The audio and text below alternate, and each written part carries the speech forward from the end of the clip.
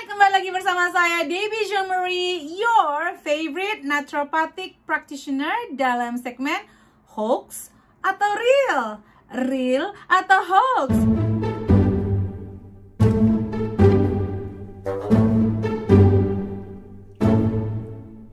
Jangan lupa ada hadiah satu paket panci salat master senilai hampir 50 juta rupiah.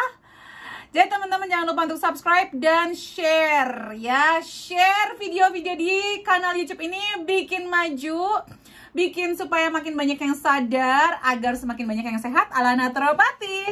Kita mulai ya dari nah_dia. Minyak telon bisa cegah anak kena DBD. Hoax. Tetapi saya jelaskan, oke, biar nanti nggak disalahartikan. Saya nggak pakai anting, tapi nggak apa-apa deh ya. Jadi sebenarnya kandungan dalam si minyak telon ini ada minyak eukaliptusnya. Jadi beberapa minyak esensial itu dapat membantu menghindari atau menjauhkan nyamuk dari tubuh kita, dari tubuh orang yang menggunakan si minyak esensial tersebut. Nah, eukaliptus biasanya kan digunakan nih, kayu putih ya, bisa digunakan di minyak telon. Nah, itu bisa kayak bikin jauh-jauh, repellent kalau bahasa Inggrisnya. Mosquito repellent, jadi bisa bikin jauh-jauh. Tapi DBD itu sendiri adalah kekuatan imun tubuh kita, yang artinya zat besi kita harus oke. Ferritin kita harus oke, vitamin D kita juga harus oke, zinc level kita juga harus oke. Jadi kalau misalnya kemasukan nih, ya, kemasukan si virusnya ini, kita bisa melawannya, imun sistemnya bisa memperbaikinya. Tentu juga ada faktor dari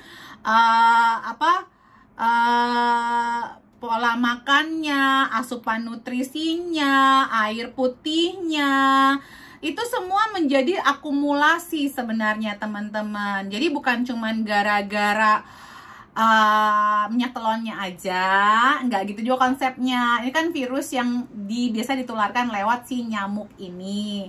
Nah, memang si minyak telonnya bisa menghindari nyamuknya dekat-dekat sama kita. Tetapi again, kalau sampai kena virusnya, tubuh kita lah, imun sistem tubuh kita lah yang akan dan pola makan kita dan pola hidup kita yang akan melawan si virus ini agar tidak menjadi suatu masalah yang serius buat tubuh kita.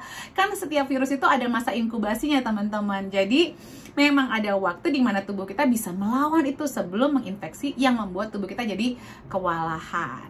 Oke, berikutnya Ibu Novi Febri 89. Apakah benar IBD atau inflammatory bowel disease tidak boleh makan sayur mentah seperti salad? Hoax.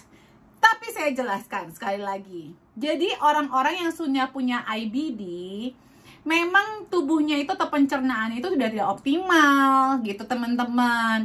Jadi kalau udah banyak, kalau udah IBD ini jadi kayak gampang banget diare. Nah, sementara serat dari sayuran-sayuran itu akan membuat buang air besar lebih lancar gitu loh. Jadi orang yang sudah lancar nih pembuangannya, kalau ditambahin serat-serat tinggi itu akan mengalami masalah. Tapi bukan berarti itu itu tidak boleh makan, tuh salah banget. Justru orang-orang yang punya IBD membutuhkan nutrisi lebih banyak karena udah gak punya kemampuan untuk menyerap nutrisi teman-teman. Dan kalau mentah, apalagi kalau kayak salad, itu kan seratnya lebih tinggi yang pertama. Yang kedua, ada kemungkinan mencucinya, karena mencucinya mungkin nggak bener ya. Jadi ini kita dari beberapa faktor ya, bukan cuma kita bikin hoax aja gitu kayak nggak boleh makan sayuran mentah seperti salad gitu. Nggak gitu konsepnya, karena mereka masih butuh dan malah membutuhkan gitu loh. Jadi mungkin takutnya kalau misalnya kadang udah IBD ya, nanti gampang infeksi teman-teman. Sudah ada peradangan dalam inflammatory dalam usus besarnya.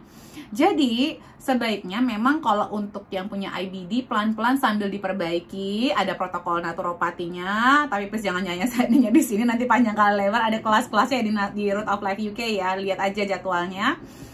Nah, mungkin kita bikin jus dulu, biasanya nggak terlalu banyak, tapi tetap dapat sari dari sayuran tersebut.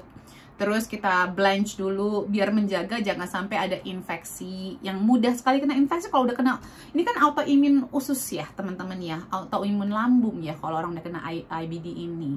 Jadi bukan berarti itu hoax ya kalau nggak boleh makan, boleh sebenarnya tapi cucinya yang bener.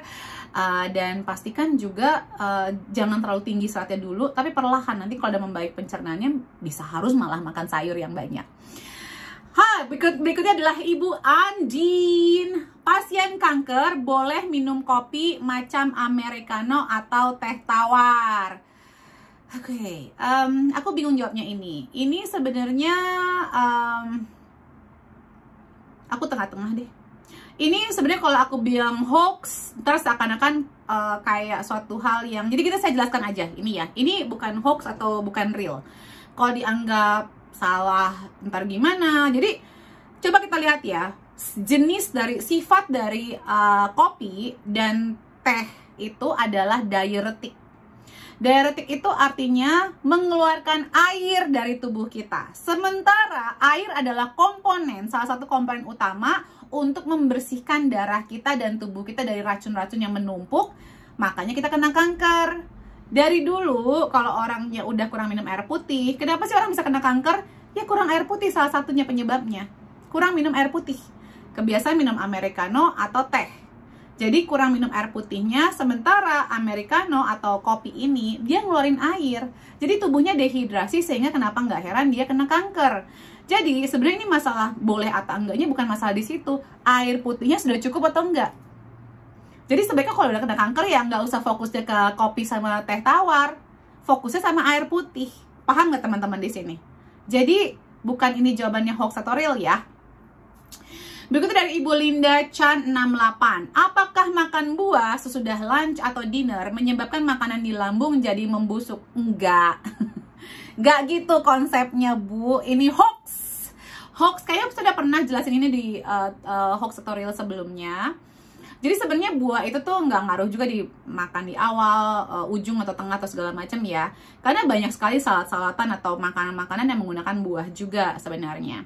Tetapi tergantung jenis makanan juga dimakan apa. Memang buah itu lebih mudah dicerna dan lebih mudah terfermentasi.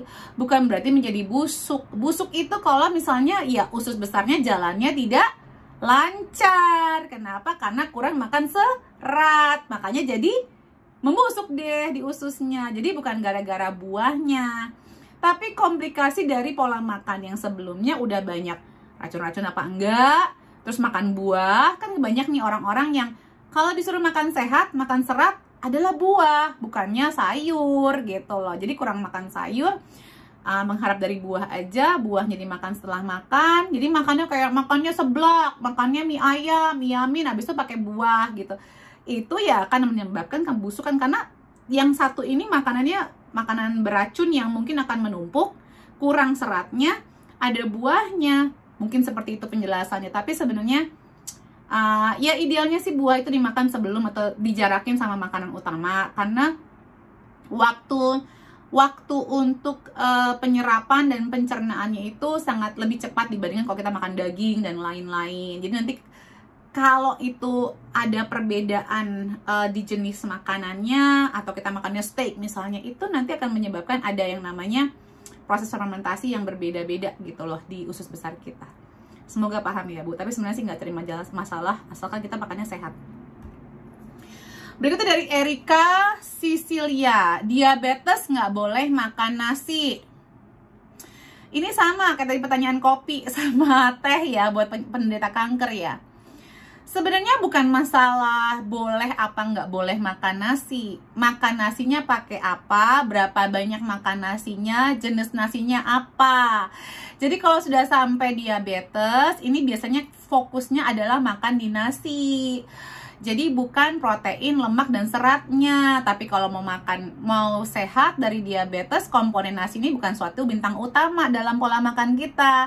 Jadi yang bintang utama adalah seratnya, proteinnya, lemak sehatnya. Biar kita tuh nggak nyari-nyari gula-gulaan atau karbohidrat sederhana seperti nasi terus. Dan kalau bisa boleh loh divariasikan makanan kita, nggak hanya nasi aja. Protein nabati juga sebenarnya bagus banget untuk sebagai pengganti karbohidrat yang lebih kompleks ya, lebih whole grains juga. Seperti itu, semoga menjawab ya. Jadi ini tengah-tengah, saya bukan ngejawabnya hoax atau real. Berikutnya, Uli_Ika77. Apa benar Bu, bayam tidak boleh dimakan di atas 4 jam setelah direbus? Hoax. hoax. Jadi teman-teman gini ya, ini kayaknya menjadi problema banget nih soal bayam ya. Aku bingung deh, ada temen aku juga yang nggak mau, oh kan nggak boleh dipanasin, apa segala macam. Nah sekarang pertanyaan adalah kenapa juga kalau bayam harus dipanas-panasin, ya kan?